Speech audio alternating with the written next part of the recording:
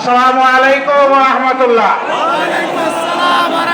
আলহামদুলিল্লাহ ওয়াসসালাতু ওয়াসসালামু আলা রাসূলিল্লাহ, আম্মা বাদ। আন্দোলনরত আব্দুলের উদ্যোগে আয়োজিত এই চট্টলার ঐতিহাসিক লালদিঘি ময়দানে আজকের এই সমাবেশের সম্মানিত সভাপতি, আর দলের শীর্ষ নেতৃবৃন্দ, অন্যান্য কেন্দ্রীয় এবং আঞ্চলিক নেতৃবৃন্দ, স্থানীয় নেতৃবৃন্দ, বীর চট্টলাবাসী, সাংবাদিক বন্ধুগণ, আল্লাহ তাবারক ওয়া তাআলার শুকরিয়া আদায় করছে।